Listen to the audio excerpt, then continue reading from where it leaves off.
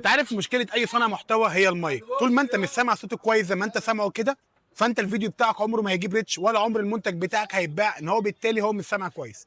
انا جايب لك النهارده المايك الام 9 بفضل الله البرو، احدث نسخه بعزل تلقائي. انا دلوقتي كده بسجل من المايك بتاع الاصل البويا. تعالى خش معايا على شكل المايك واعمل لك تجربه عمليه. بص ادي المايك بيجي معاك اهو بوكس، وبيشحن معاك تايب سي، وفي نفس الوقت بيشحن هنا من البوكس، والبوكس بيجيب لك نسبه البطاريه. يعني انت لو انت مش عايز البوكس هتمشي بيه كده وتشحن بيه تايب سي، بيلزق معاك يا باشا مشبك كده، او ان انت بص يخش معاك مغناطيس في نفس الوقت.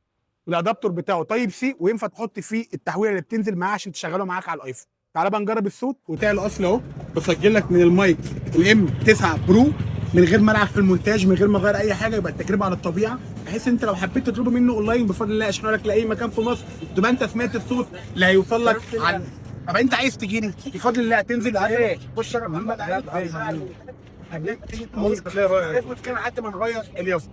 اقول لك على حاجه كمان، ان المايك ده بينزل باثنين مايك، يعني هو مش مايك واحد، بقى اثنين مايك بيشتغل معاك على الايفون او على التايب سي، وكمان بيشحن معاك تايب سي وبيشحن معاك لفين. ما تنساش تعمل لايك وفولو، مش هتفهمك اللي عايز نجيب مايك